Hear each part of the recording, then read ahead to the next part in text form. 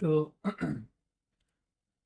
Last lecture में हमने ये समझा था कि कैसे स्ट्रोक होगा, किस टाइप के स्ट्रोक होंगे और डिवीजन समझा था। हाँ, एक चीज़ और लास्ट वीडियो के बारे में, लास्ट वीडियो का हाफ पार्ट जो है वो उसका एस्पेक्ट रेशियो थोड़ा सा जूम इन हो गया है, तो उस चीज़ को थोड़ा सा इग्नोर कर सकते हैं तो कर दीजिएगा। ठीक है, बाकी उसमें पूरा कंटेंट है ऑलमोस्ट सही। ठीक है, और कोई मसला उसमें है नहीं। तो रिवीजन के लिए यहीं तक समझा था हम लोगों ने। लार्ज आर्टरी डिजीज होगा, लार्ज आर्टरी में एथेरोस्क्लेरोसिस होगा। 50% से ज़्यादा स्टेनोसिस के बाद तो ब्लॉक हो जाएगी आर्टरी। कार्डियक एम्बोलिज्म में एएफ वैल्वुलर और एमआई आता है। स्मॉल वेसल में लैक्यूनर जो कि 15 mm से कम होते हैं। अदर डिटर्मिनेशन या अदर जो कंडीशन जिसमें स्ट्रोक्स देखा जाता है वो है डिसेक्शन, वेस्कुलाइटिस और हाइपरकोगुलेशन। ठीक, अब इतनी बात समझ में आ गई थी हम लोगों को।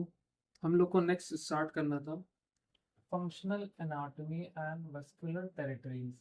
हमको फंक्शनल समझना पड़ेगा, कुछ सर्कुलेशन समझने पड़ेंगे और the area that it covers. तो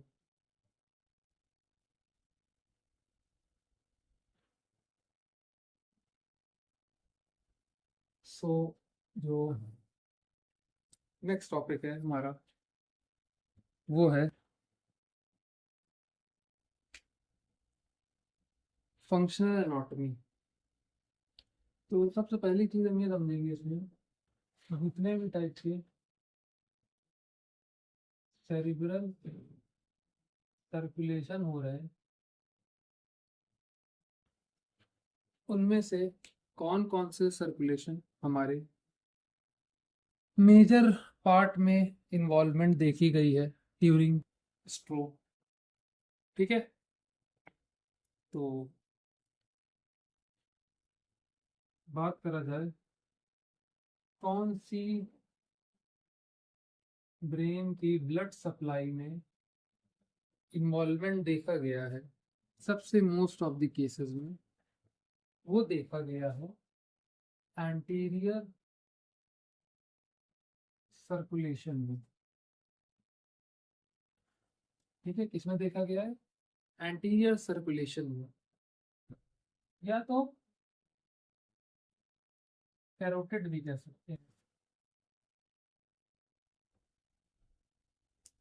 ऑलमोस्ट 80% जो हमारे स्ट्रोक के पेशेंट आते हैं they have a involvement of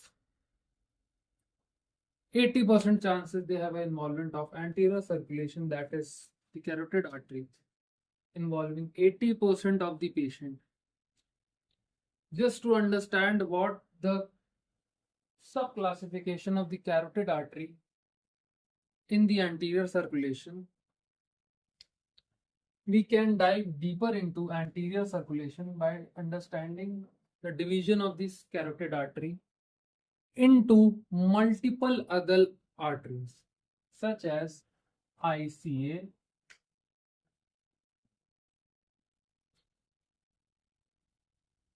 second ACA,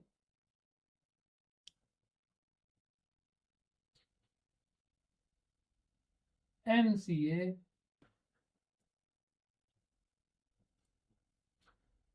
ophthalmic,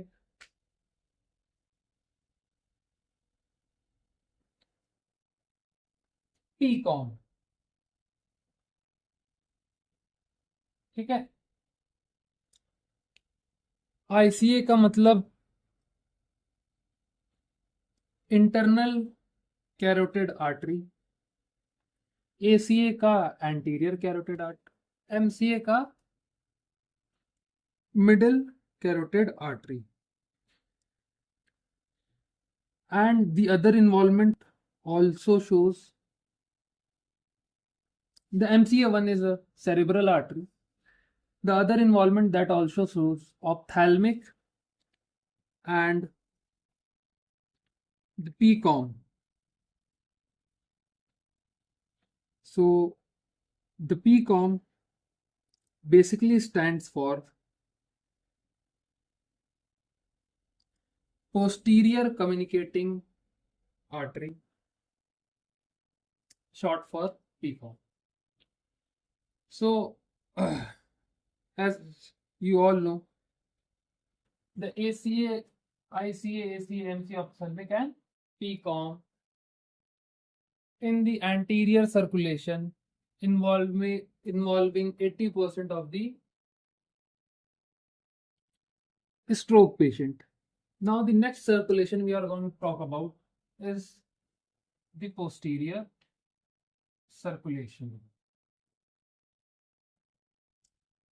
The posterior circulation also involves vestibulobasilar. Okay. Simple, sorted, sir. You got it? So the posterior circulation is vertebrovascular, involving 20% of all the stroke patients.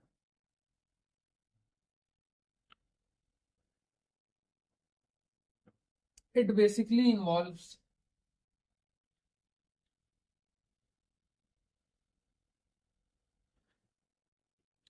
all the vertebrovascular artery along with PCA, PICA, AICA and SCA. Okay, so we are going to talk about it line by line. The PCA, also known as posterior cerebral artery, it is a terminal branch of basically a basilar artery. It is a terminal branch of basilar artery. So the posterior cerebral artery mostly supplies blood to the occipital lobe, inferior-medial, temporal, thalamus and some other parts of the midbrain. The posterior cerebral artery supplies the blood to the occipital lobe, infromedial lobe, temporal lobe, thalamus and other part of midbrain. It gets its terminal branching from the basilar artery. So you understand the PCA and the other things. Now moving on to PICA. PICA is posterior-inferior cerebral artery. Posterior-inferior cerebral artery. It is the largest branch of a vertebral artery. We have said vertebrovascular, so you have tried to understand or you have tried to conclude the point that it includes the vertebral and the basilar artery. We have talked about the basilar terminal branch and now we are talking about the PICA, that is posterior-inferior cerebral artery. That basically is the largest branch of vertebral artery. It supplies blood to lateral medulla, coracoid process of the fourth ventricle. Okay, so basically if you have to ever remember it, just remember it from the four words: C for choroid plexus, C for choroid, P for plexus. So pica supplies for choroid plexus of the fourth ventricle. It has four words, so fourth ventricle. So the choroid plexus of the fourth ventricle. Simple, sorted.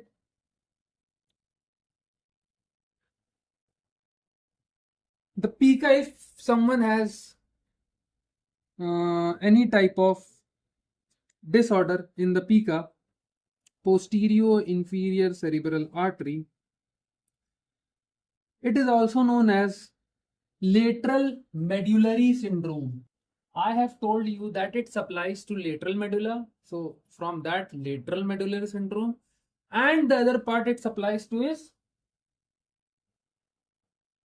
choroid plexus of the fourth ventricle. Okay. Now moving on to our other one, ICA.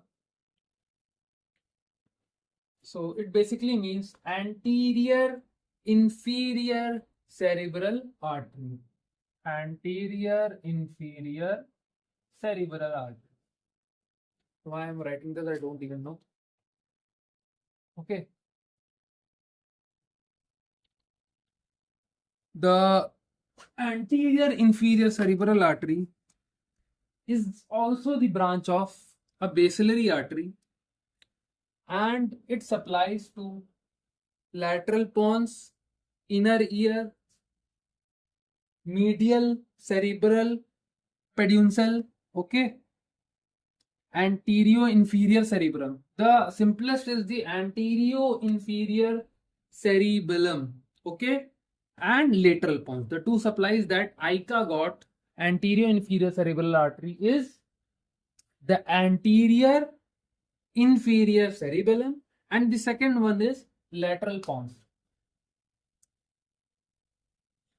The disease which shows if your ICA is having an infarct is known as lateral pontine syndrome. I have told you that it's applied to lateral pons. So lateral pontine syndrome. The last one is the SCA, that is superior cerebral artery. The superior cerebral artery is the last and the most major branch of a basilar artery.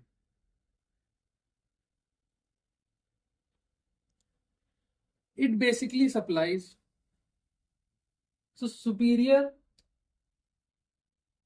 cerebral hemisphere, superior cerebral hemisphere में supply करेगा और upper mid brain में supply करेगा। किसमें करेगा? Upper mid brain में supply करेगा। किसमें करेगा? अपर मिड ब्रेन में सप्लाई करेगा। एक बात ये समझिएगा, अपर मिड ब्रेन में या अपर मिड ब्रेन को रोस्ट्रल भी कहा जाता है। क्या कहा जाता है? रोस्ट्रल। क्या कहा जाएगा? रोस्ट्रल। ठीक है। एससीए में इनफैक्ट जब भी पड़ेगा, एससीए में जब भी इनफैक्ट पड़ेगा तो पेशेंट में दो चीजें कॉमन देखी गई। क्या कॉमन देखी गई है? दो चीजें कॉमन देखी गई। इसमें एससीए में जब भी इनफैक्ट पड़ेगा तो पेशेंट में दो चीजें, दो बीमारी दिखती हैं। पहला दिखता है हमको cerebellar ataxia. The second one is minor cranial nerve involvement. Minor cranial nerve involvement.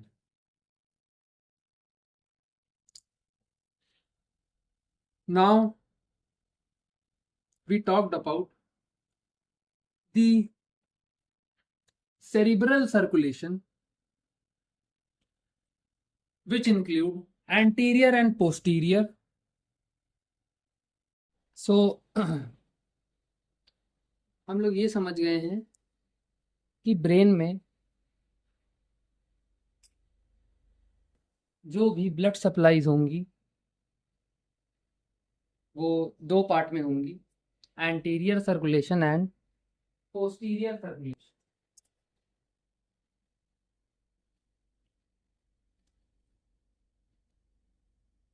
तो द एंटीरियर सर्कुलेशन और the carotid have a significance of 80% in all stroke patient involving the ICA, ACA, MCA, ophthalmic and posterior communicating artery.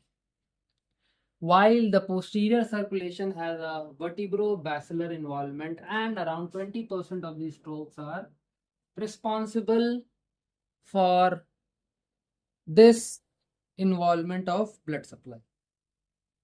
It involves PCA, PICA, ICA and SCA.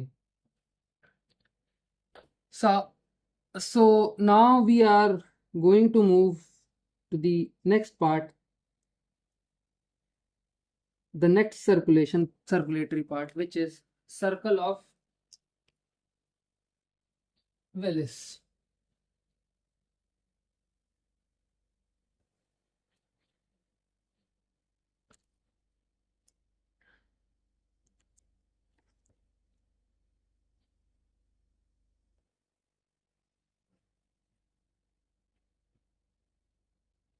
Willis, Willis, जो भी आप कहें, सब बढ़िया है।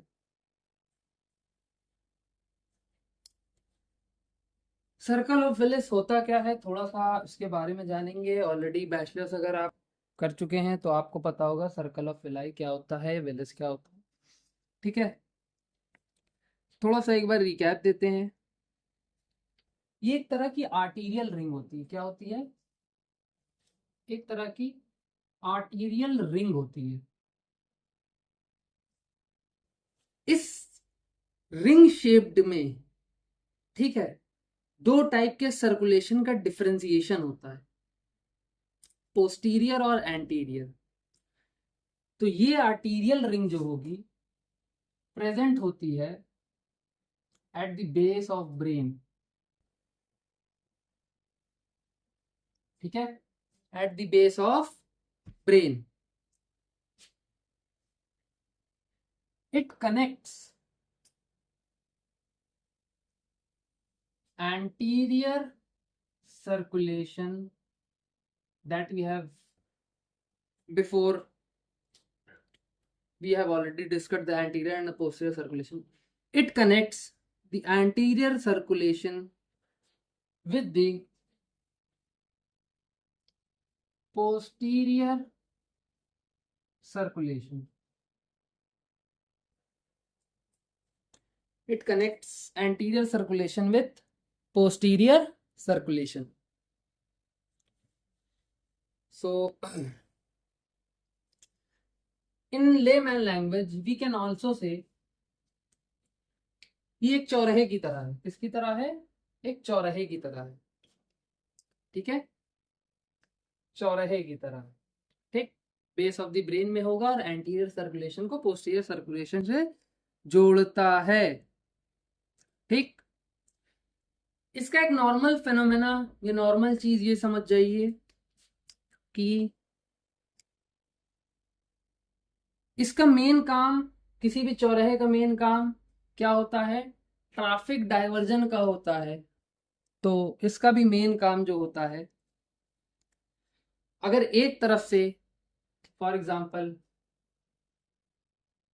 ठीक, एक चौराहे जैसा बना है, अगर इस तरफ से कोई ब्लॉकेज आ जाती है, ठीक है, या इस तरफ से कोई ब्लॉकेज आ जाती है, ठीक है,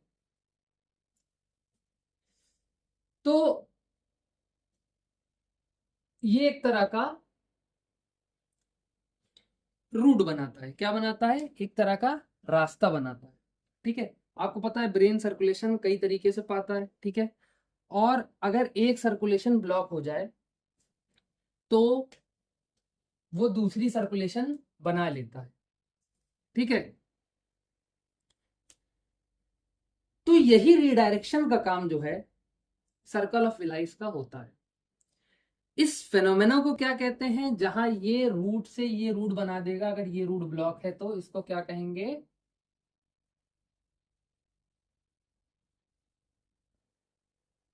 कोलैटरल सर्कुलेशन। क्या कहेंगे? Collateral circulation. ठीक है।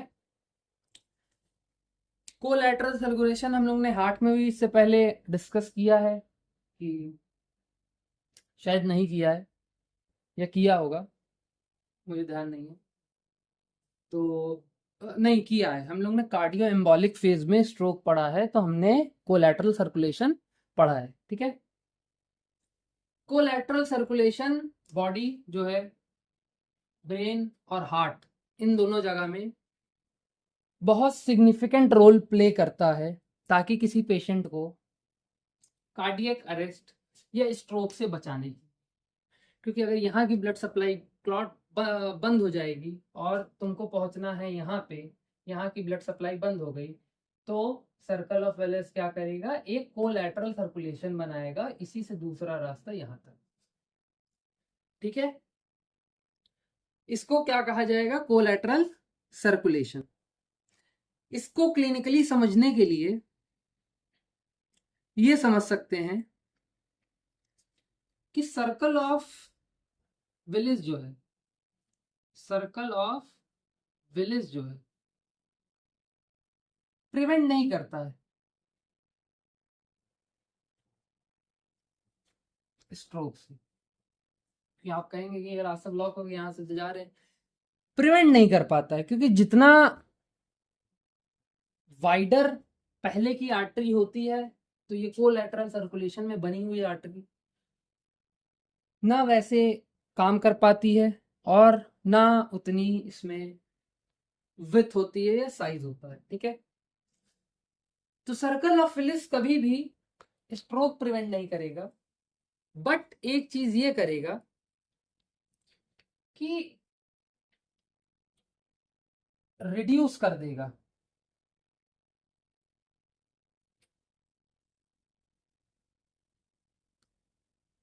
बात समझ में आई? क्या कर देगा? सिवियरिटी को रिड्यूस कर देगा, रिड्यूस स्ट्रोक सिवियरिटी। तो इतनी सी बात क्लियर कट सी आपको समझ में आई हो अगर, तो बताइए। Circle of Willis, it's a arterial ring present at the base of the brain, connect the anterior circulation with the posterior circulation. Also during stroke or any type of embolus formation or any type of blocking in the pathway of the blood supply in the circle of Willis, it redirects the path and form a collateral circulation to prevent the patient from getting the the major severity in stroke. It never prevents the stroke, but it reduces the severity of the stroke. ठीक है। इतनी सी बात समझ में आ गई?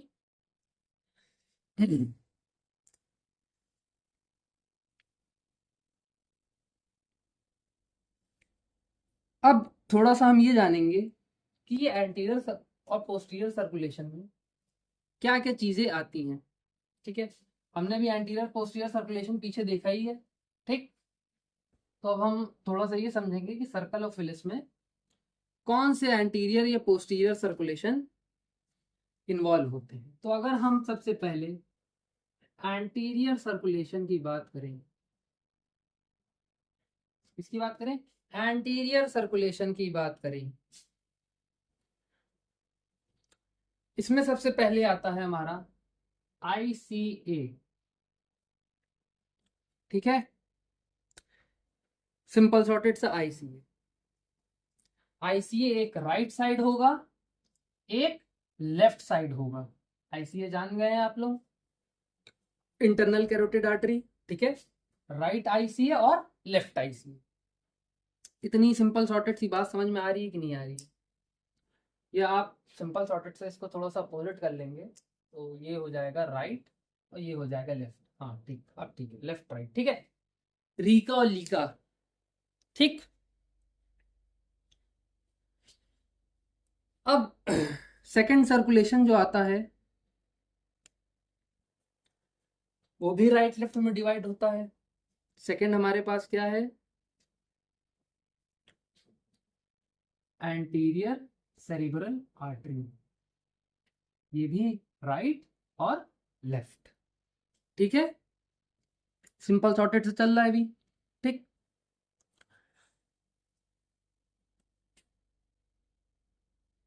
अब थोड़ी सी चीज ये समझिएगा कि लास्ट जो होता है एंटीरियर सर्कुलेशन में वो होता है एसीए, एंटीरियर कम्युनिकेटिंग आर्टरी। ठीक है, कौन सी होती है, एंटीरियर कम्युनिकेटिंग आर्टरी होती है।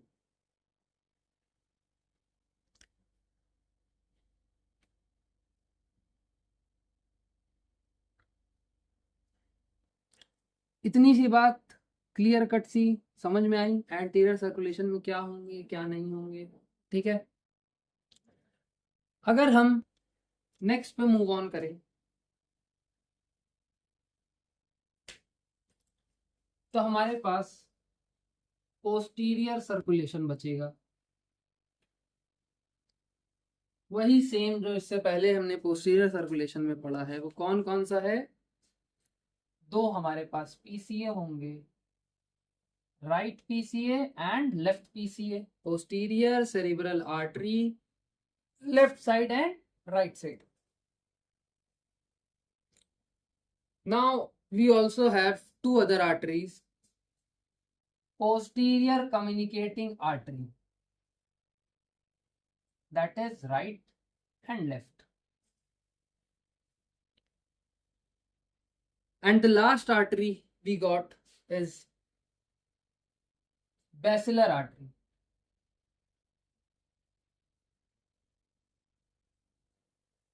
ठीक है, the last artery we got is the basilar artery. It is basically, the basilar artery is formed by the vertebral arteries. It is formed by the vertebral arteries. इतना simple sorted सा समझ में आया कि नहीं आया?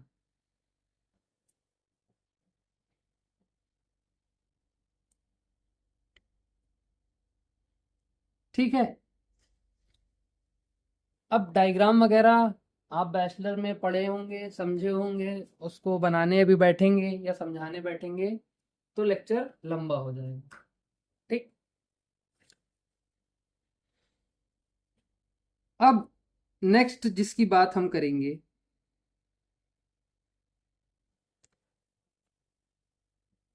वो इनमें जो है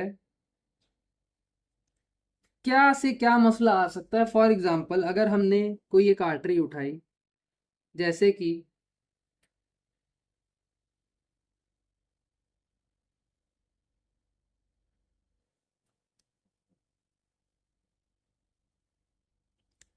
कोई भी नॉर्मल सी आर्टरी, जैसे हमने आइका उठाई, लाइका और राइका, ठीक है, लेफ्ट और राइट इंटरनल सेरिब्रल आर्टरी उठाई, ठीक है, carotid artery, sorry internal carotid artery उठाई,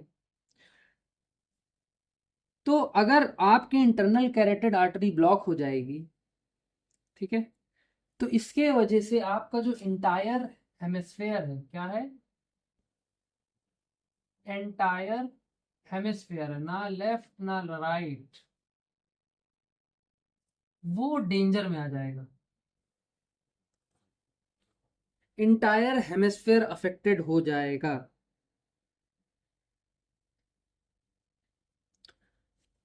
अब सर्कल ऑफ फिलिस में क्या काम रहेगा,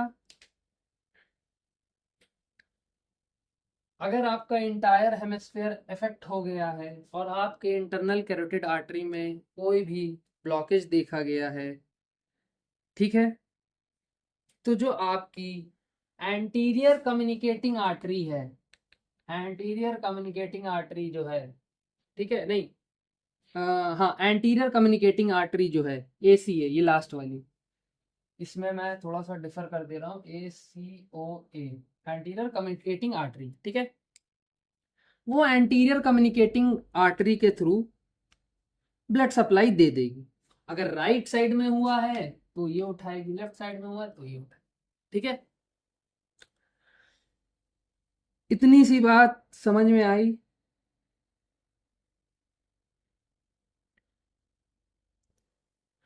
यहां से नहीं हो पाता है, अगर यहां भी कुछ मसला आता है तो ये इस पाथवे को उठा लेगी, पोस्टीरियर सर्कुलेशन के left side of the posterior communicating artery या तो right side of the posterior communicating artery. तो कुल मिला के ये एक तरह का रोड का डिवीजन है, इसको रोड के डिवीजन की तरह समझिए तो ज्यादा अच्छा है, ज्यादा तेज समझ में आएगा। कंफ्यूज हो जाएंगे वरना दूसरे तरीके से समझेंगे। ठीक है,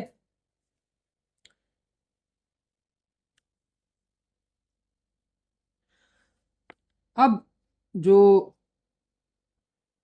हमारे पास नेक्स्ट एरिया है, हमने ब्लड सप्लाई समझ लिया, हमने सेरेब्रल सर्कुलेशन समझ लिया। ठीक है,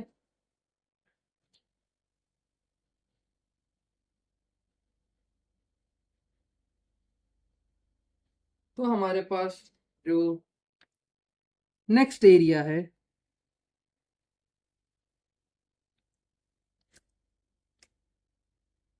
वो है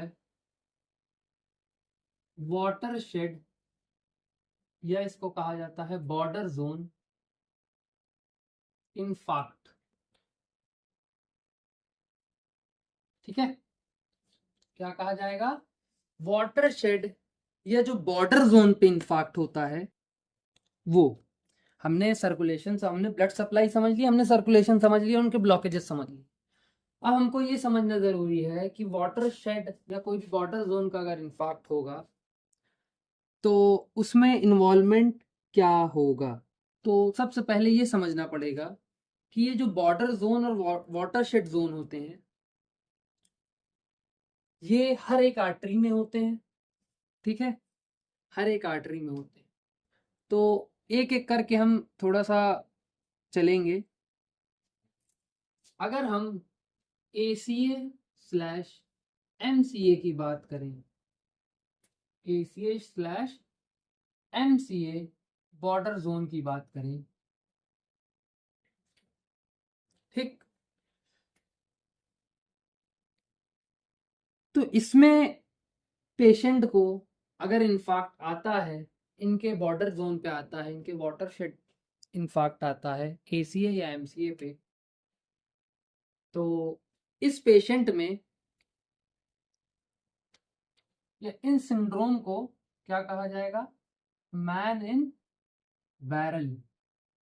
बैरल जिसमें पुराने आज के टाइम पे भी शराब रखी जाती, गोल से होते हैं, लकड़ी के बैरल होते हैं। ठीक है, मैन इन बैरल सिंड्रोम कहा जाएगा। ठीक है, मैन इन बैरल सिंड्रोम में पेशेंट में ये देखा गया है कि प्रॉक्सिमल आर्म और लेग में वीकनेस आ जाएगी। क्या आ जाएगी, वीकनेस आ जाएगी। ठीक है, जो एरिया ACA या MCA के बॉर्डर जोन में आता है उसको हम अगर थोड़ा सा बाहर से देखें तो वो एरिया कौन सा होता है, मीडियल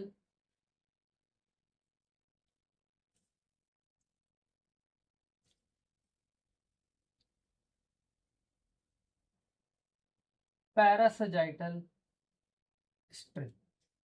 कौन सा एरिया होगा, मीडियल पैरासजाइटल स्ट्रिप।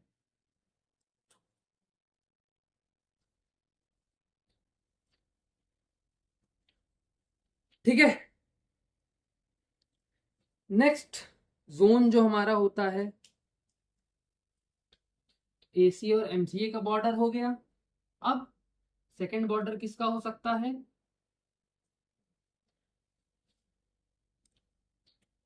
MCA और PCA के बॉर्डर के बीच में। ये एक तरह से नॉर्मल अगर कहें तो लेयरिंग के हिसाब से चल रहे हैं कि ये बॉर्डर, जैसे इंडिया पाकिस्तान का बॉर्डर हुआ तो पाकिस्तान अपना बॉर्डर किससे शेयर कर रहा है, ये पाकिस्तान इंडिया का बॉर्डर हो तो इंडिया अपना बॉर्डर और किससे शेयर कर रहा है, तो श्रीलंका से कर रहा है, बांग्लादेश से कर रहा है, नेपाल से कर रहा है, चाइना से कर रहा है, ठीक है, भूटान से कर रहा है, ऐसे करके, ठीक है। तो एमसीए पीसीए जो है ये ऐसे बॉर्डर समझिए, ठीक है, MCA PCA border, MCA PCA border zone जो है इसमें पेशेंट में आपको कुछ विजुअल सिम्टम्स दिखेंगे और सेंसरी सिम्टम्स दिखेंगे, ठीक है। दूर से आने पे एरिया कौन सा रहेगा, पोस्टीरियर पेरियोसिपिटल, पोस्टीरियर पेराइटो ऑसिपिटल रीजन,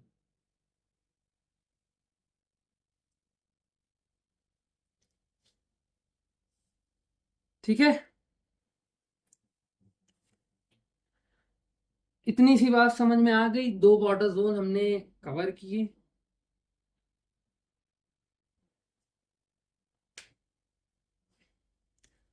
अब एक थर्ड डिस्कस कर लेते हैं लास्ट,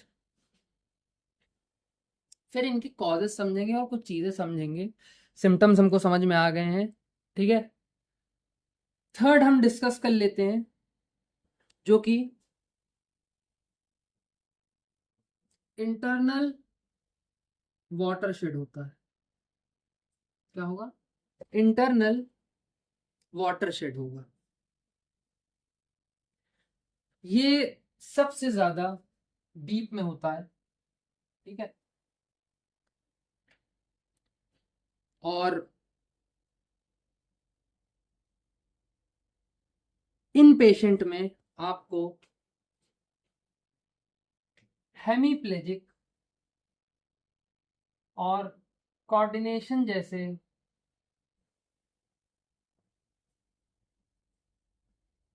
सिम्टम्स देखने को मिलेंगे,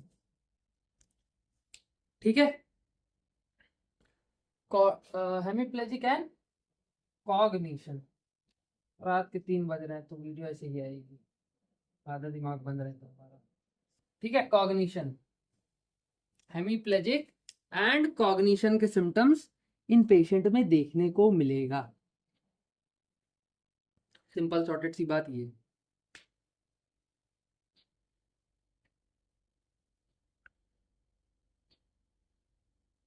अगर इन सारे वाटरशेड इंफाक्ट की बात करें तो इनके कुछ कॉज भी हो जाएंगे। कहाँ पे हो रहे हैं अब आप ये समझ गए हैं, ठीक है।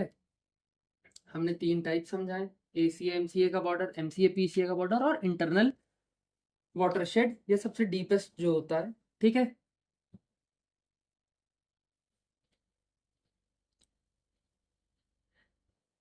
कॉज जो हो जाएगा वो सबसे पहला होगा ग्लोबल हाइपो परफ्यूजन, ठीक है। क्या हो जाएगा, global hypo perfusion. Second cause hypo perfusion हम समझा चुके हैं, परफ्यूजन समझा चुके हैं, हाइपर परफ्यूजन समझा चुके हैं, ठीक है। Cardiac arrest, third cause he hypo ही का सेंटेंस है, हाइपो टेंशन। क्या हो जाएगा, हाइपो टेंशन, ठीक है। Last but not least is shock. These are the 4 main causes of the watershed infarct or the border zone infarct in any of these 3 types or borders that we have discussed. So कोई गलती हो इसमें तो बता दीजिएगा, क्योंकि 3:15 हो रहे हैं एग्जैक्ट, तो थोड़ा सा जो है दिमाग बंद हो जाता है इस टाइम पे।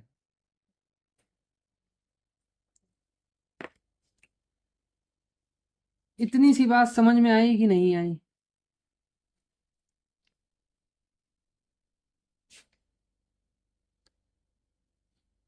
हमने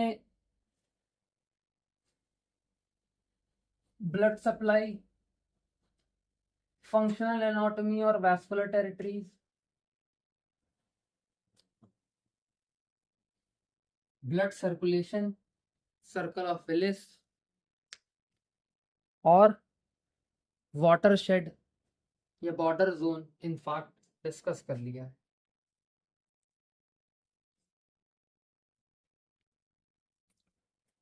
तो नेक्स्ट अब हम कुछ क्लिनिकल सिंड्रोम्स पढ़ेंगे। हमने सारे ब्लड सप्लाई कर लिया, सब कर लिया। अब थोड़े से क्लिनिकल सिंड्रोम्स पढ़ेंगे कि किन आर्टरी में क्या दिक्कत होने की वजह से कौन कौन सी कंडीशन क्रिएट होगी या सिम्टम्स क्रिएट होंगे।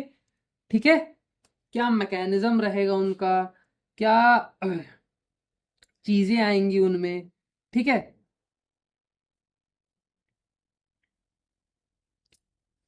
तो all clinical syndromes will be discussed in this. So the first is we have the MCA. इस टेरिटरी में जितने भी क्लिनिकल सिंड्रोम आएंगे अब हम वो समझेंगे। ठीक है,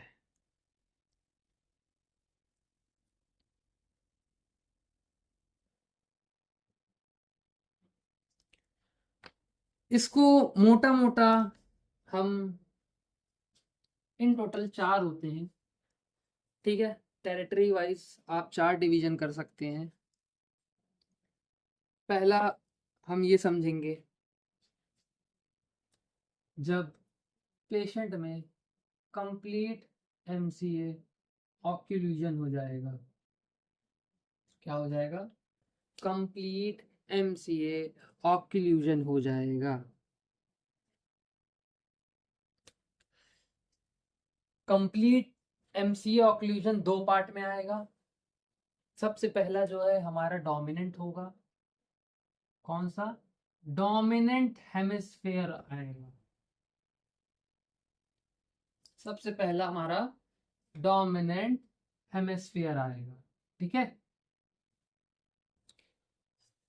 डोमिनेंट हेमिस्फेयर जनरली, मतलब जनरली क्या, हमेशा जो है लेफ्ट होगा। लेफ्ट हेमिस्फेयर को डोमिनेंट हेमिस्फेयर कहा जाता है। इनमें जब ऑक्यूल्यूजन आएगा, क्या होगा? ऑक्यूल्यूजन होगा तो आपको क्या फीचर और क्या मैकेनिज्म देखने को मिलेगा, ये समझिए। ऑक्यूल्यूजन का मतलब सिंपल सॉर्टेड सा पार्शियल या तो complete blockage of any vessel. ठीक है, ऑफ एनी ब्लड वेसल। ठीक है, इसे ऑक्यूल्यूजन कहते हैं। ठीक, तो एक सेकंड रुकिए।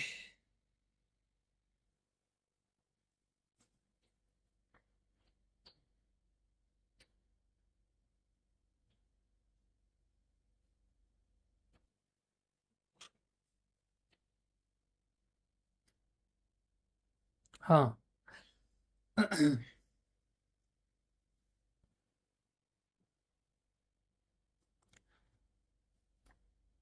अब हम ये समझेंगे, हम कुछ फीचर्स और कुछ मैकेनिज्म एमसीए टेरिटरी में ऑक्यूल्यूजन के कुछ समझेंगे।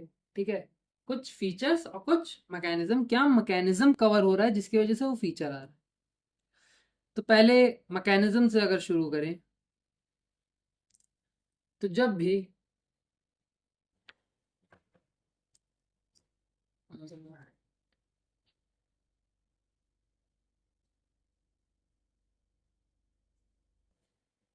मैकेनिज्म से शुरू करें और यहाँ पे हम लिखेंगे फीचर्स। ये मैकेनिज्म क्या फीचर्स दिखा रहे हैं।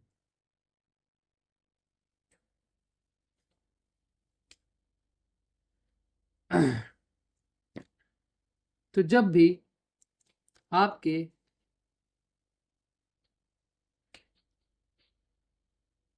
Lateral motor cortex plus internal capsule में होगा, तो इन पेशेंट में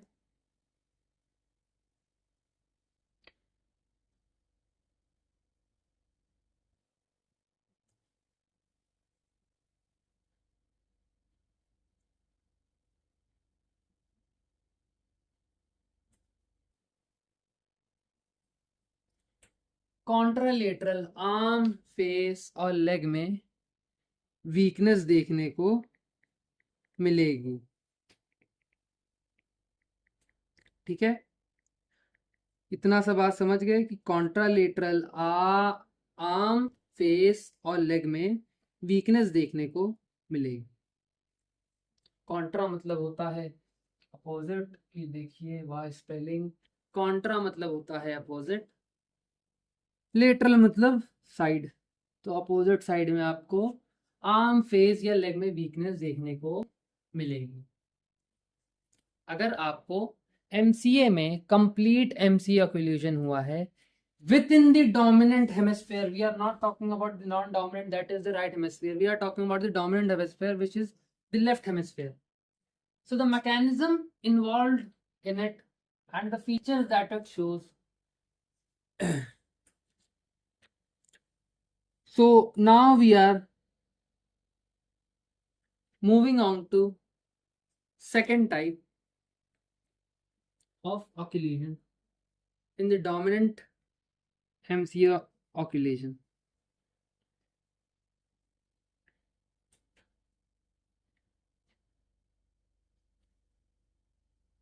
The mechanism is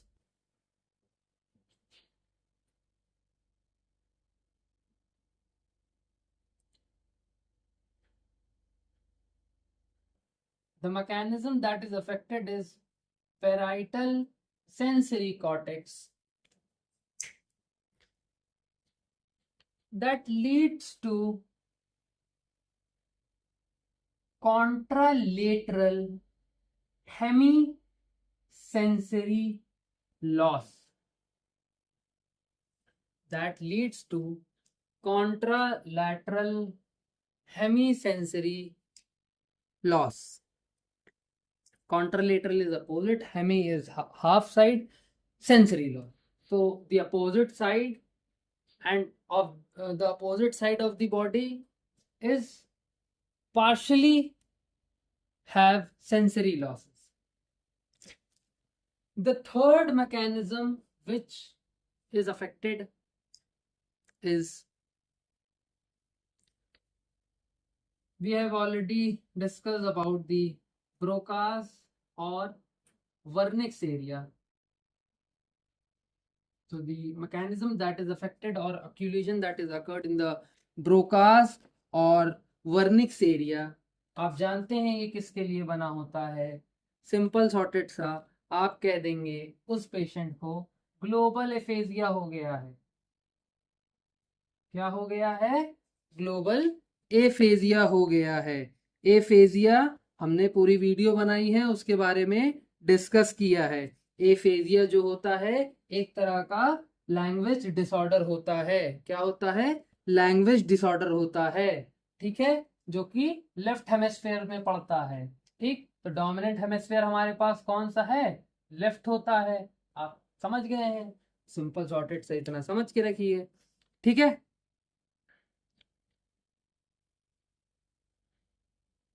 third, there are basically 6 types or 6 mechanism. So I'm going to rub it out all and discuss the 4th, 5th and 6th one.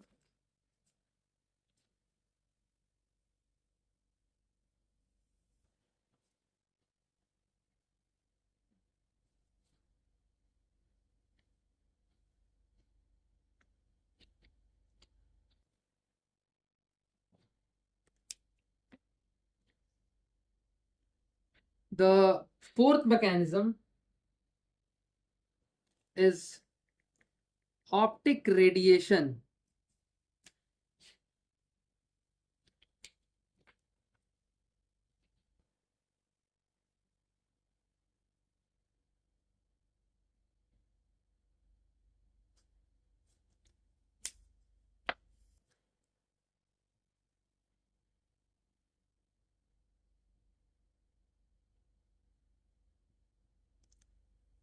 It shows a feature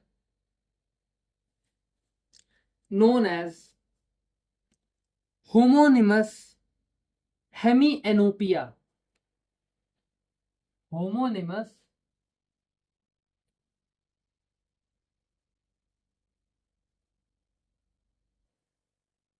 hemianopia. What is homonymous hemianopia? It is a case of neuro and ophthalmology.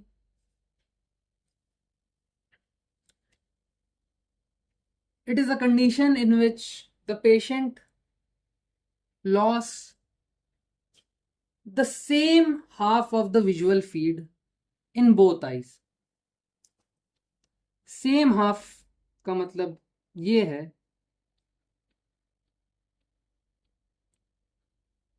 कि patient को अगर दोनों आंख के, for example दोनों आंख है, ठीक है, बहुत तिरछी सी आंख है, ठीक है, एक का इस साइड इफेक्ट हुआ तो दूसरी का भी ये साइड इफेक्ट होगा. होमोनिमस हेमिएनोपिया को तोड़ के याद करेंगे तो होमोनिमस का मतलब होता है साइड, हेमी का मतलब होता है हाफ, एनोपिया का मतलब होता है लॉस ऑफ विजन. इतनी सी बात समझ में आई? या तो इस हाफ का इफेक्टेड रहेगा तो दोनों आंखों का रहेगा. क्या रहेगा? अगर इस हाफ का रहेगा तो दोनों आंखों का रहेगा. ठीक, अगर अंदर के साइड इफेक्टेड है तो इसका भी अंदर का साइड इफेक्ट हो जाएगा. ठीक है, इतनी सी बात समझ में आई कि नहीं आई? ये बीमारी जो है वो आंखों की दिक्कत की वजह से नहीं होती है. विजुअल पाथवे जो ब्रेन का होता है पूरा, उसमें जब दिक्कत आ जाती है, ऑक्लूजन आ जाती है, उसके वजह से दिक्कत आती है. विजुअल कॉर्टेक्स आप ऐसे जानते हैं ऑक्सीपिटल लोब में प्रेजेंट होता है हमारा.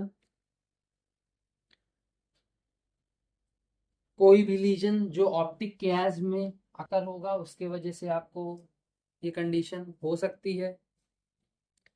और सबसे बेसिक कहा जाता है left occipital stroke. Left side की हम बात ही कर रहे हैं, एमसीए की बात ही हो रही है, आर्टरी की बात ही कर रहे हैं, तो ऑक्सीपिटल इन्वॉल्वमेंट दिखेगा. ठीक है, देखिए रीजन, आर्टरी, वेसल, बाहर से देखना, लेयरिंग में देखना, आर्टरी के लेवल पे भी हम देख रहे हैं. ठीक है, अगर लोब के लेवल पे देखें तो कौन सा लोब? ऑक्सीपिटल लोब इन्वॉल्वमेंट है. ठीक है, तो चीजों को थोड़ा सा दिमाग खोल के समझेंगे तो समझ में आएंगी. ठीक,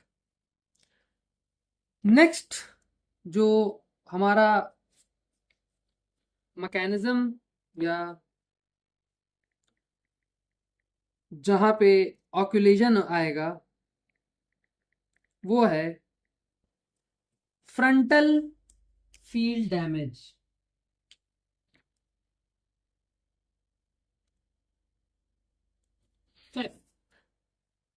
frontal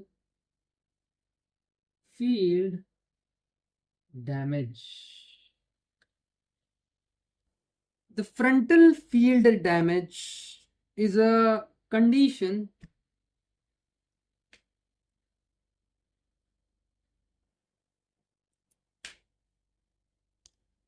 in which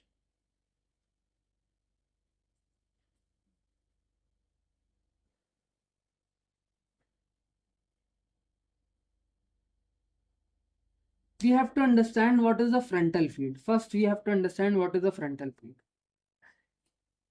Its main function is to control voluntary horizontal eye movement. It controls the voluntary horizontal eye movement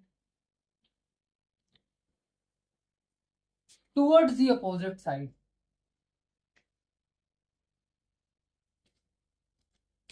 ठीक है, voluntary horizontal eye movement towards opposite side.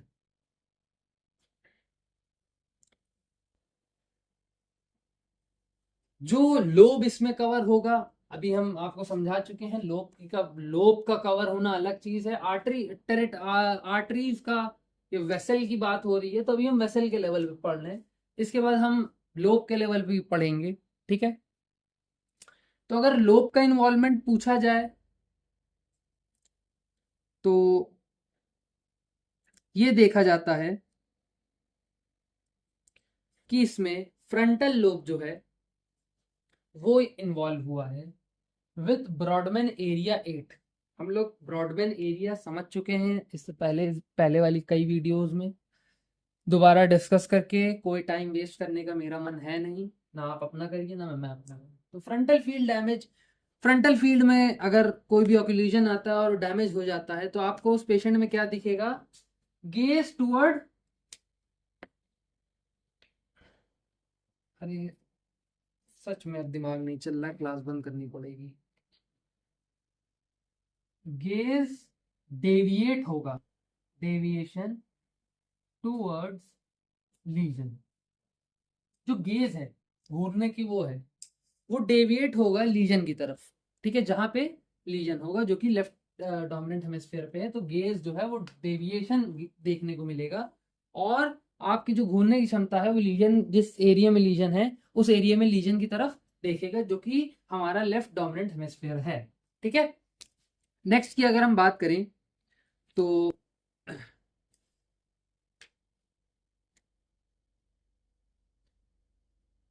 Just इसका अपोजिट हो जाएगा next.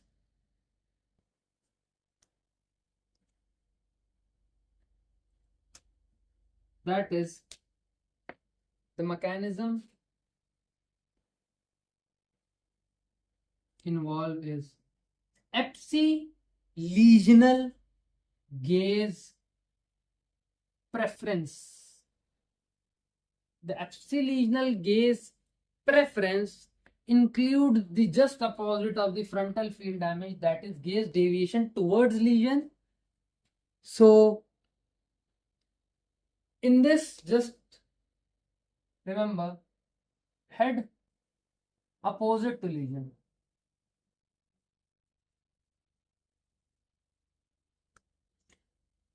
So the MCA territory has come to an end and we have only completed the left dominant sphere, the dominant sphere which is the obviously the left hemisphere. So now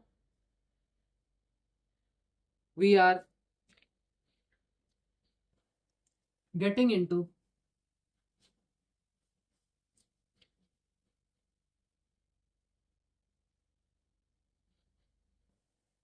the non-dominant hemisphere, which is the right side. Non-dominant hemisphere right side में होता है। ठीक है, same वही table बनेगी, कोई उतनी दिमागदारी इसमें है नहीं। Here is a mechanism and here are the features that the occlusion in particular areas shows. So the feature or the mechanism that is involved, first is motor cortex. Motor cortex, it involves the contralateral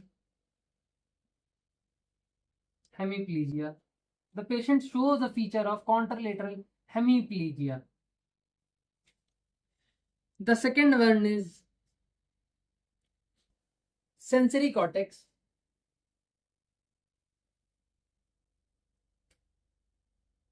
the sensory cortex involve hemisensory losses. Hemi means half, sensory losses. Okay. The third mechanism of the cortex involved is optic radiation.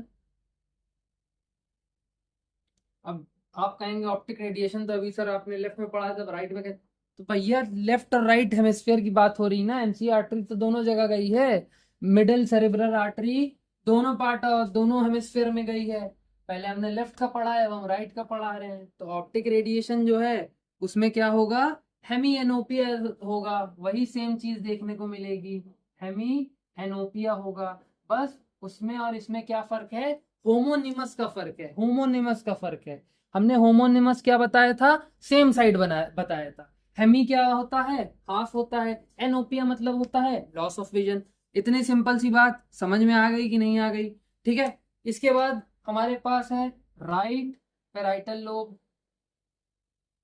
Right parietal lobe, right parietal lobe जो है उसमें अगर कोई ऑक्यूलीजन होता है MCA का तो हमको क्या देखने को मिलेगा, हेमी स्पेशियल नेग्लेक्ट देखने को मिलेगा। क्या मिलेगा, हेमी स्पेशियल नेग्लेक्ट देखने को मिलेगा। ठीक, हेमी स्पेशियल नेग्लेक्ट को अगर हम सिंपल सॉर्टेड सी भाषा में समझें तो हेमी का मतलब होता है आधा, स्पेशियल का मेन मतलब क्या होगा, हम इससे पहले ऑलरेडी डिस्कस कर चुके हैं। ठीक, स्पेशियल का क्लियर कट सा मतलब जो होता है, जब भी पेशेंट कोई भी एक चीज पे नॉर्मल विजन अपना जो है, देखिए इसको सिंपल सॉर्टेड सा मैं समझा रहा हूं। ठीक, पेशेंट को एक साइड का स्पेस जो है वो नॉर्मल दिखे और अदर साइड में वो रिस्पॉन्ड ना करे और नॉर्मल दिख मतलब नॉर्मल ना दिखे। ठीक है, तो आधी चीज को निग्लेक्ट करेगा, आधी चीज को लेगा, उसी को कहा गया है हेमी स्पेशियल नेग्लेक्ट कहा गया है। ठीक है, आधी चीज उनको दिखेगी आधी नहीं दिखेगी, राइट पैराइटल लोब की बात हो रही है यहाँ पे। ठीक है, अब हमारे पास नेक्स्ट चीज क्या है,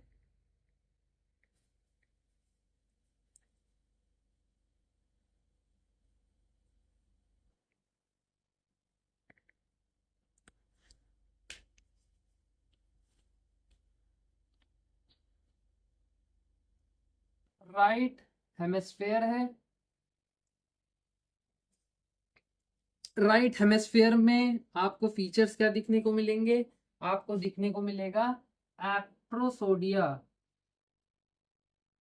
क्या देखने को मिलेगा, एप्रोसोडिया देखने को मिलेगा। एप्रोसोडिया होता क्या है, थोड़ा सा समझते हैं एप्रोसोडिया के बारे में। एप्रोसोडिया जब पेशेंट में कभी कभी जो है इमोशनल टोन एक्सप्रेस ना कर पाए, प्रोसोडी हमने प्रोसोडी पढ़ी थी, PROSODY, प्रोसोडी पढ़ी थी। प्रोसोडी में वो इमोशन कंट्रोल कर लेगा, अपने चीजें बता देगा। ए प्रोसोडी क्या होगी, जहां इमोशन नहीं कंट्रोल, हम लोग इससे पहले प्रोसोडी पढ़ चुके हैं। ठीक है, कवर अप हो चुका है, तो वो पीछे वाले लेक्चर में है। ठीक है, इतनी सी बात समझ में आ गई। अगर हम नेक्स्ट की बात करें इसमें, तो नेक्स्ट जो इन्वॉल्वमेंट होता है वो होता है राइट पैराइटल। इसको लिखूं कहाँ, यहाँ लिख दिया हूं, राइट पैराइटल का इन्वॉल्वमेंट होगा, जिसके वजह से क्या हो जाएगा, ड्रेसिंग ए पैरेक्सिया हो जाएगा। क्या हो जाएगा, ड्रेसिंग ए पैरेक्सिया हो जाएगा। ठीक है, ड्रेसिंग ए पैरेक्सिया होता क्या है, इसमें पेशेंट अपने आप को सही से ड्रेस नहीं कर पाएगा। ये पैरेक्सिया है तो समझ जाइए, ड्रेसिंग लिखा है तो ड्रेस नहीं कर पाएगा, नॉर्मल स्ट्रेंथ भी नहीं रहेगी पेशेंट में। ठीक है, तो जब राइट पैराइटल में कोई ओक्लूजन होगा जो कि राइट हेमिस्फीयर या नॉन डोमिनेंट हेमिस्फीयर में, तो वो ड्रेसिंग भी सही से नहीं कर पाएगा। ठीक है, वो समझ नहीं पाएगा कि कपड़े पहने कैसे जाते हैं, क्या सीक्वेंस है पहनने का, क्या सीक्वेंस है उतारने का। जैसे बटन खोले बिना वो शर्ट शर्ट उतारना चाहेंगे, या बेल्ट निकाले बिना जीन्स उतारना चाहेंगे। ठीक है, या इलास्टिक को लूज किए बिना लोअर उतारना चाहिए। तो कुल मिला के यही सब मसले आपको इसमें देखने को मिलेंगे। ठीक है, हमने क्या क्या कंप्लीट कर लिया, एमसीए ऑफ कोलिजन कंप्लीट कर लिया। एमसीए में हमने 2 पार्ट कवर कर लिए, राइट डोमिनेंट और left dominant and right non dominant हमने कवर कर लिया है एमसीए टेरिटरी में। ठीक है, अभी हमारा ये सिर्फ पहला पार्ट हुआ है। ठीक है, एमसीए टेरिटरी का जो है मतलब दूसरा पार्ट हुआ है, एक कंप्लीट था, कंप्लीट दोनों था, एक लेफ्ट साइड का था एक राइट साइड का था। ठीक है, ये दूसरा पार्ट एमसीए टेरिटरी का हुआ है। तीसरे पार्ट की बात करें अगर, जल्दी से तीसरा पार्ट भी इसी में खत्म कर देते हैं। ठीक है, क्लियर कट से समझ में आ रहा है कि नहीं आ रहा है? तीसरा और चौथा पार्ट को हम एक ही तरफ रखेंगे। ठीक है, तो हमारे पास जो है थर्ड में जो आएंगे वो है सुपीरियर एमसीए का division in the dominant hemisphere.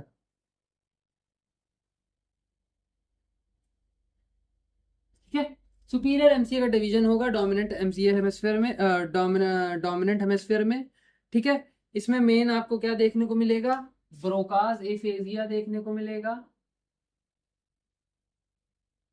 ये हम समझा चुके हैं, दोबारा नहीं समझाएंगे, लैंग्वेज डिसऑर्डर होता है। ठीक है, एक्सप्रेसिव नहीं कर पाएंगे ये लोग चीजें अपनी।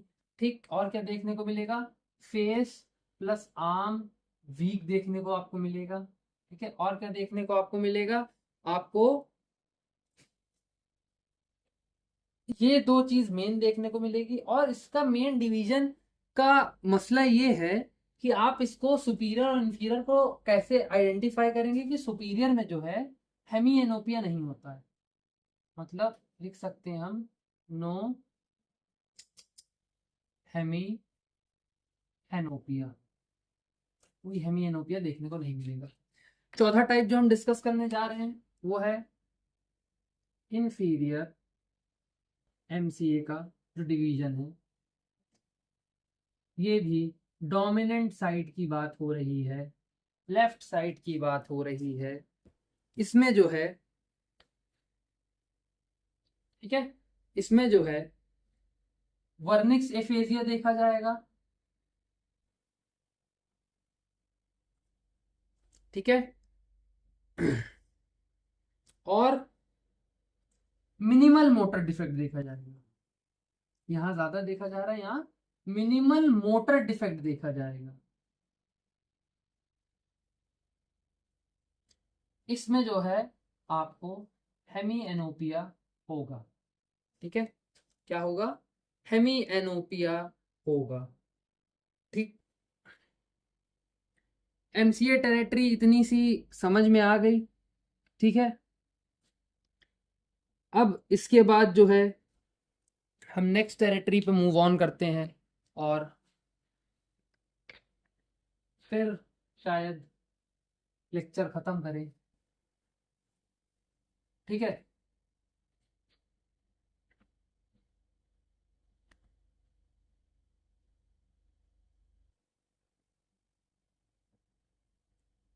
हम अभी क्या पढ़ रहे हैं, हम इन टोटल पढ़ रहे हैं जितने भी क्लिनिकल सिंड्रोम है उनको टेरिटरी वाइज थोड़ा सा पढ़ रहे हैं, थोड़ा थोड़ा करके पढ़ रहे हैं।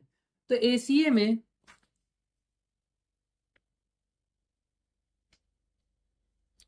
सेकंड जो हमारी है वो कौन सी टेरिटरी है, एसीए की टेरिटरी जो है, इसमें क्या फीचर क्या मैकेनिज्म देखने को मिलेंगे हम एक तरफ लिख देते हैं। पहले मैकेनिज्म देखेंगे हम, किस मैकेनिज्म में मसला आ रहा है और उन मैकेनिज्म मसला आने की वजह से हमको क्या फीचर देखने को मिल रहा है। तो सबसे पहला मैकेनिज्म जो हमारे पास है वो है medial motor cortex. Medial motor cortex में हमेशा आपको समझ में रखना है कि कॉन्ट्रालेटरल साइड पे आर्म प्लस लेग वीक हो जाएंगे। ठीक। सेकंड हमारे पास जो है वो है medial sensory cortex. Medial sensory cortex याद करना थोड़ा सा आसान वे में बना रहा हूँ ताकि सीक्वेंशियल रहे और आसान करने में रहे। सेंसरी कॉर्टेक्स में लेग्स में जो सेंसेशन होगी वो लॉस हो जाएगी।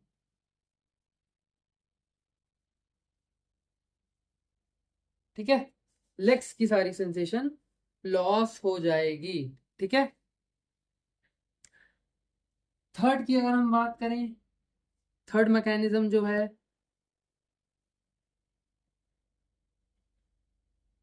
Para central lobule. क्या है? Para central lobule. Para central lobule की वजह से पेशेंट में यूरिनरी इनकॉन्टिनेंस मिलेगा। यूरिन होल्ड कर नहीं पाएगा। जब भी यूरिन आएगी तो उसकी यूरिन अपने आप पास हो जाएगी, वो इवन बता भी नहीं पाएगा जब पास हो जाएगी, जब बता पाएगा। ठीक है। चौथा जो हमारा मैकेनिज्म इन्वॉल्व होगा वो बहुत फेमिलियर होंगे आप लोग, एंटीरियर सिंगुलेट से। ठीक है, एंटीरियर सिंगुलेट से। और इसमें जो है पेशेंट आपका ए ब्यूलिया दिखाएगा। ए ब्यूलिया हम पढ़ा चुके हैं इससे पहले, जो कि एक तरह का स्लो रिस्पॉन्स या लो मोटिवेशन रिस्पॉन्स होता है। ठीक है, लो मोटिवेशन होता है इसमें और बहुत स्लो रिस्पॉन्स करेगा। ठीक, इतनी सी बात समझ में आ गई। चार मैकेनिज्म, चार फीचर दिखाएंगे हम। ठीक, पांचवे की अगर हम बात करें तो पांचवा हमारा जो मैकेनिज्म रहेगा वो है फ्रंटल डिसइनहिबिशन। फ्रंटल चीजों में कुछ डिसइनहिबिट हो रहा है, इसके वजह से आपको ग्रैस्प एंड सकिंग रिफ्लेक्स दिखेंगे। देखिए सब पढ़ा चुका हूं इससे पहले, अगर कर लेंगे तो लाइन से आएंगे तो देख पाएंगे, समझ पाएंगे। फ्रंटल डिसइनहिबिशन का मतलब होता है कि फ्रंटल लोब में कोई लीजन आने की वजह से जो कि सारे फ्रंटल रिलीज साइंस होते हैं वो दिखने लगते हैं, जो कि बचपन में खत्म हो जाते हैं। बचपन में कुछ साइंस आप देखेंगे कि बच्चों को अगर आप हाथ दें तो आपकी उंगली पकड़ लेंगे, आप उनके मुंह में कुछ दें तो उसको चूसने लगेंगे। तो ये दोनों साइंस वापस आ जाते हैं जब फ्रंटल डिसइनहिबिशन होता है। क्या होता है? फ्रंटल डिसइनहिबिशन होता है। नेक्स्ट की अगर हम बात करें तो वो है सप्लीमेंट्री मोटर एरिया। ये भी हम पढ़ चुके हैं इससे पहले। ठीक है, supplementary motor area. Supplementary motor area जो है वो किसके लिए क्या होगा? वो ट्रांस कॉर्टिकल मोटर एफेजिया, ये भी पढ़ चुके हैं। ट्रांस कॉर्टिकल मोटर एफेजिया, ये सब कंडीशन आप पिछले वाले से पढ़ लीजिएगा, वरना आपका इसमें एक एक को डिफाइन करूंगा तो टाइम वेस्ट होगा, फिर समझाऊंगा तो लंबा हो जाएगा। Last is corpus callosum. जब कभी कॉर्पस कोलोसम इन्वॉल्व होगा तो आपको क्या देखने को मिलेगा? कॉर्पस कोलोसम के साथ कोलोसल डिस्कनेक्शन सिंड्रोम। क्या? कोलोसल डिसकनेक्शन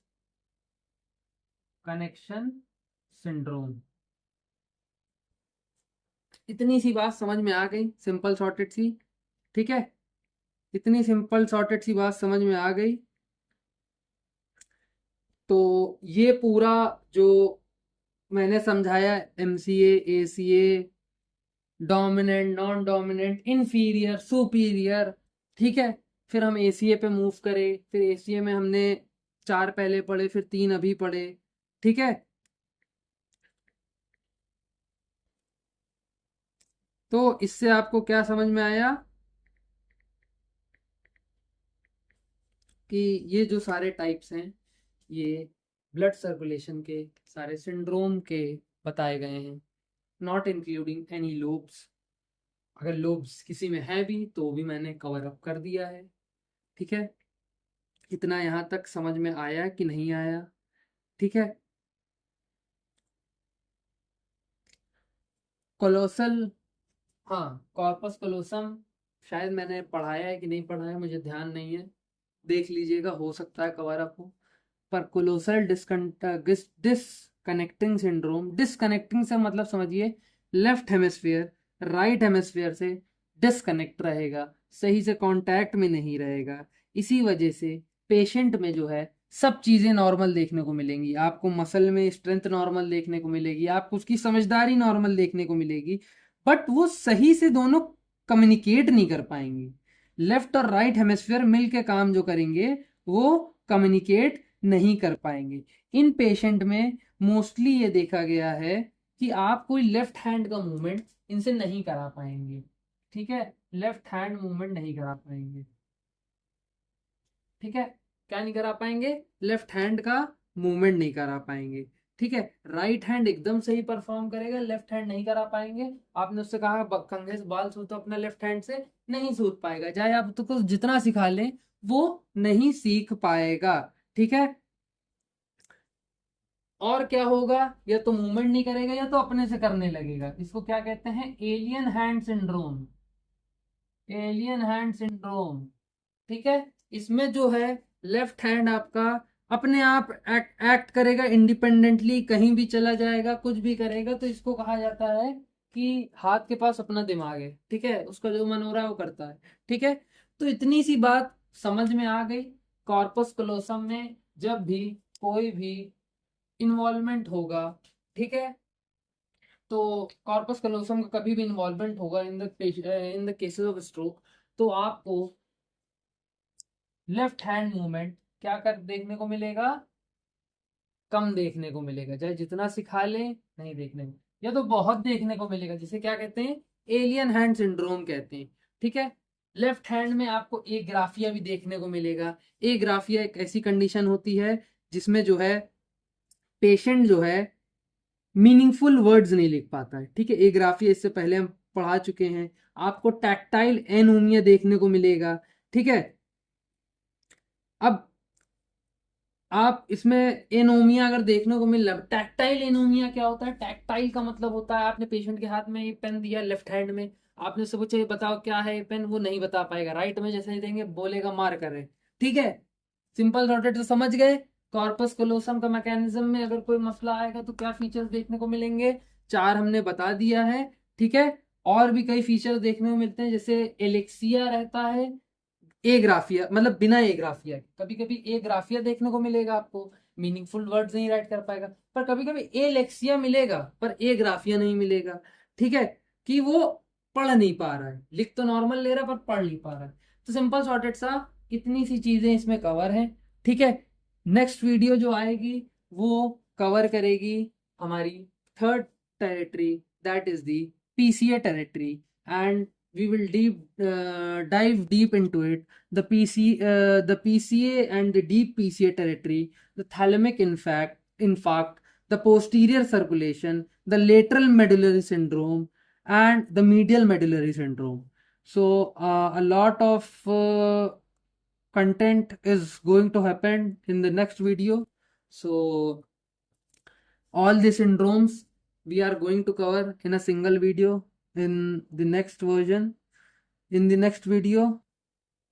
So बस आज के लिए इतना ही, 4 बज चुके हैं और बेहतरीन टाइम जाएगा, सो जाएंगे, तो इतना ही है। अब इसमें और कुछ खास समझने के लिए है नहीं, इसको और सिंप्लीफाइड करना, और सिंप्लीफाइड इससे ज़्यादा सिंप्लीफाइड नहीं कर सकता है कोई, ठीक है। तो अब जो है नेक्स्ट वीडियो हम बता चुके हैं आपको, पीसीए के बारे में आने वाली है, डीप पीसीए के बारे में आएगी, और भी चीज़ें उसमें कवर रहेंगी, ठीक है। हम कंप्लीट करेंगे क्लिनिकल सिंड्रोम कल से, कल, हाँ कल से, ठीक है। Thank you.